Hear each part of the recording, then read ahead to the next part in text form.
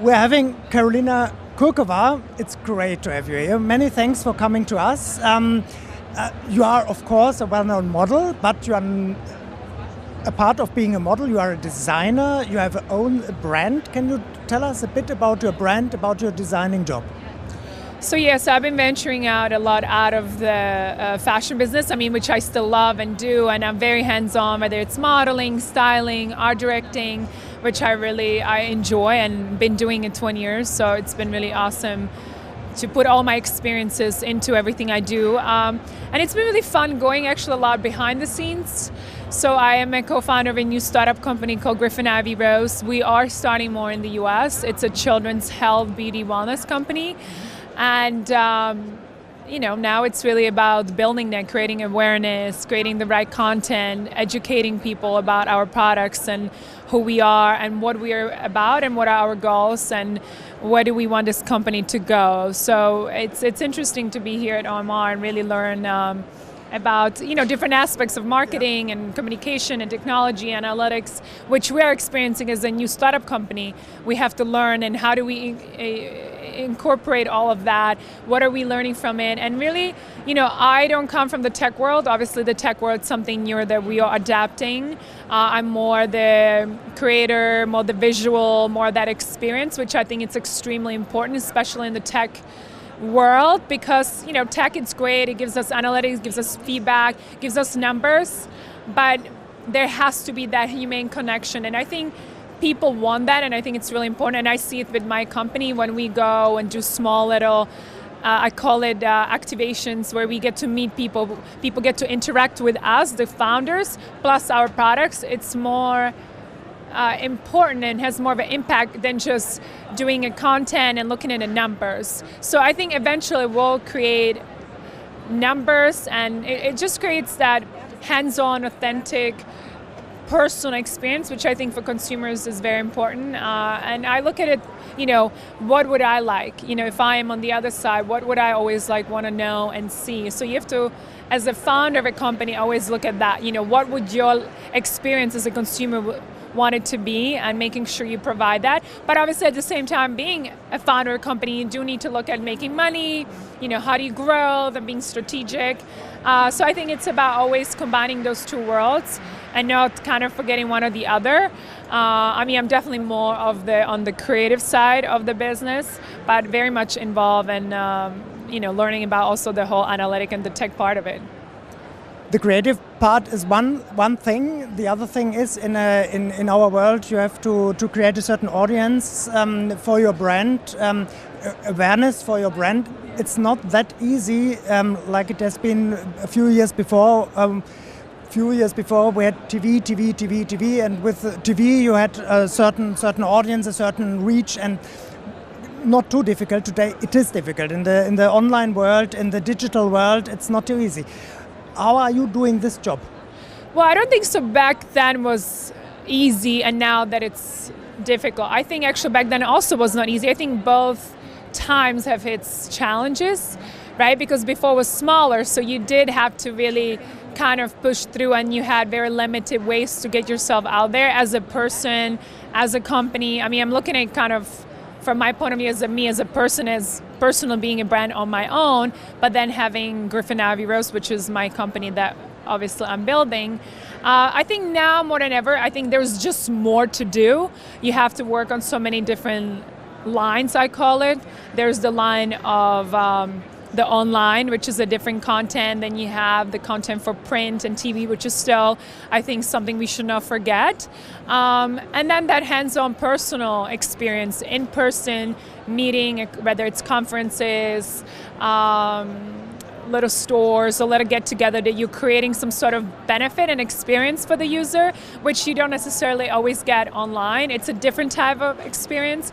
So I think it's just there is much more of things you have to do now as a personality, as a brand, than more than ever. So it's definitely much more work, much more things to think about and create, especially if you want to create a really interesting content that looks good, that really it's authentic to you. And I come from a visual world, so I do like visual things. It doesn't have to be necessarily all stylized or this retouched perfect picture, but still got to have some sort of a story, some sort of a sense of, what are you doing? I think for the younger generation, it's very different. They don't look at it maybe the same way. For them, it's like, oh, I just took this picture, or I'm going to put that out, or, I'm doing something funny. It's a different way they're looking at things. I am a different generation, so I look at things differently.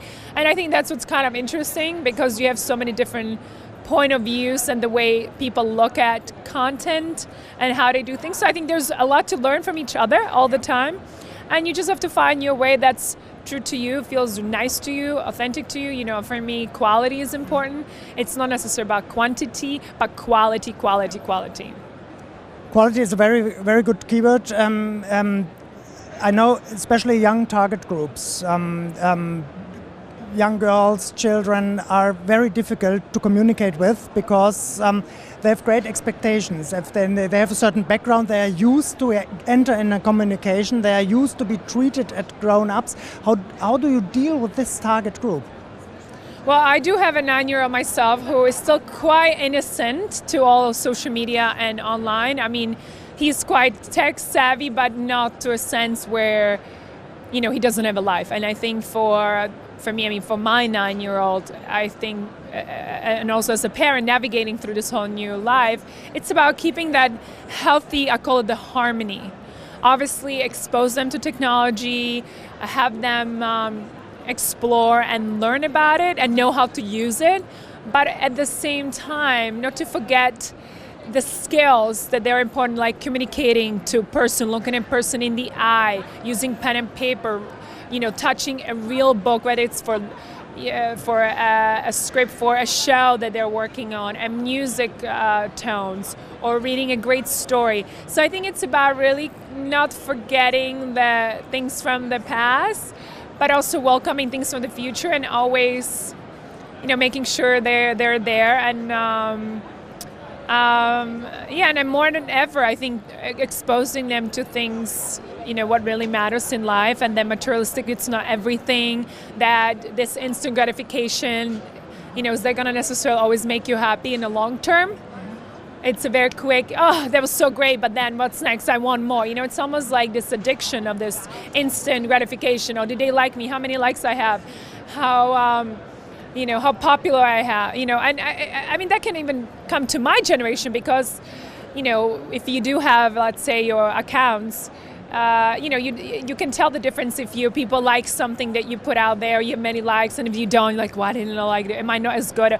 So I think it's normal, but it's, again, how do we deal with it, and making sure that, having that healthy foundation. I think it's important, the values, at the end of the day, knowing, what's important. Do you care more about somebody's comment that you don't know and doesn't know you, or more about somebody who's like truly your friend or family that will always tell you the truth? Or, I think you should more care about that. I think we're constantly learning, and I think we just have to be very fluid and open to constantly look at what's coming and going, and take things, with a grain of salt. Taking things, bits from everything. As far as I understood, Instagram is a very important communication channel for you, with your target group, with your audience.